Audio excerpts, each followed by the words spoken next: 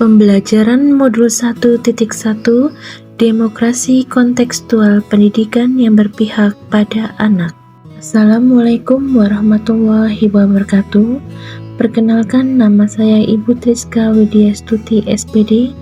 Saya adalah calon guru penggerak angkatan 8 dan mengajar di TK Katika 928 Purworejo, Jawa Tengah.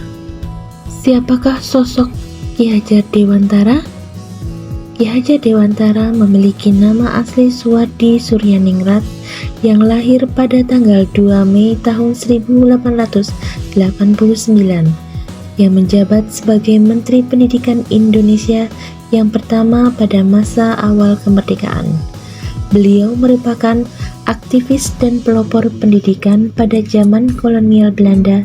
Ia mendirikan pendidikan perguruan taman siswa untuk memberikan kesempatan kepada semua anak agar anak memperoleh pendidikan, dan atas jasa-jasanya dalam mengembangkan pendidikan, Ki Hajar Dewantara mendapat gelar Bapak Pendidikan Nasional, dan tanggal lahirnya yaitu tanggal 2 Mei ditetapkan sebagai Hari Pendidikan Nasional.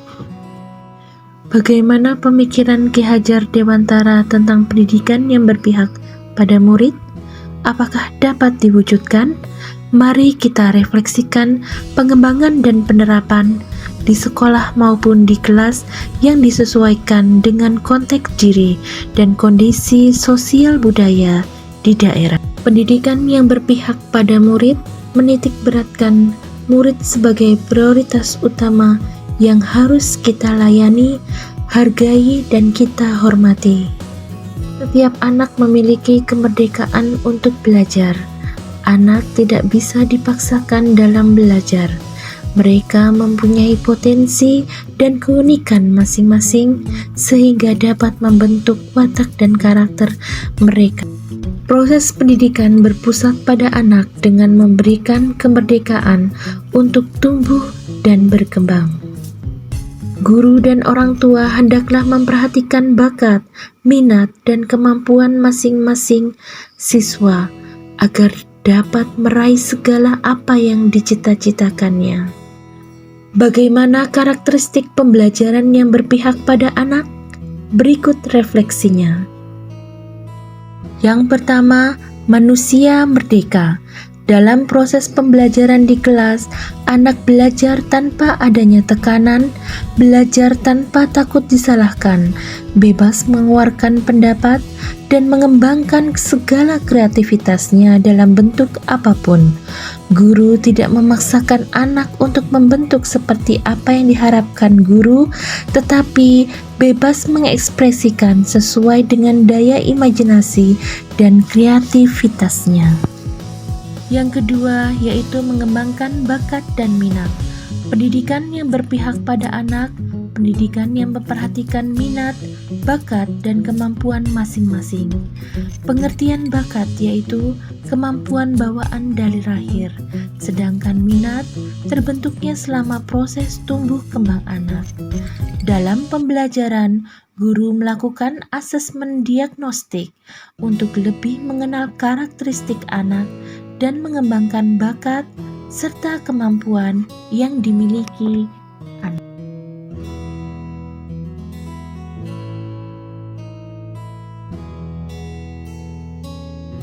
Yang ketiga yaitu kodrat anak. Pendidikan yang berpihak pada murid merupakan pendidikan yang dielaborasi terkait kodrat alam dan kodrat zaman. Pembelajaran dulu dan pembelajaran sekarang berbeda sesuai dengan zamannya. Keterampilan pada abad 21 akan menghasilkan anak yang selalu berpikir kritis, kreatif, kolaboratif, dan komunikatif. Yang keempat yaitu semboyan Ki Hajar Dewantara. Ing ngarso sungtolodo, ing madya mangunkarso, tutwuri handayani. Yang artinya, di depan memberikan contoh, di tengah memberi semangat, dan di belakang memberikan dorongan. Pada pembahasan materi Modul 1.1, saya memberi kesimpulan bahwa yang pertama, karena pendidik adalah tuntunan Maka sebagai seorang guru, biarkanlah kekuatan kodrat yang ada pada anak tumbuh dengan bimbingan dan tuntunan yang baik dan juga berpihak pada anak.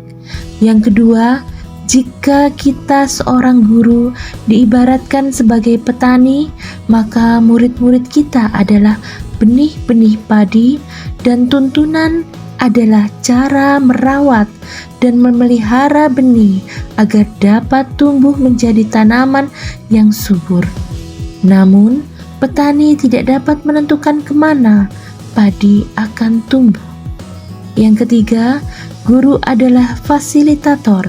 Setiap anak adalah subjek yang memiliki bakat dan potensi yang berbeda dan memerlukan bimbingan sesuai dengan kebutuhannya secara individu. Apabila guru, murid, orang tua, dan lingkungan sekitar dapat mempraktekkan pemikiran-pemikiran Ki Hajar Dewantara, maka akan tercipta profil pelajar Pancasila atau yang disebutnya dengan P5, menjadikan anak-anak menjadi anak yang beriman, bertakwa kepada Tuhan Yang Maha Esa, dan berakhlak mulia, serta menjadikan anak-anak menjadi anak yang mandiri, bernalar kritis, kreatif, bergotong royong, dan berbineka global.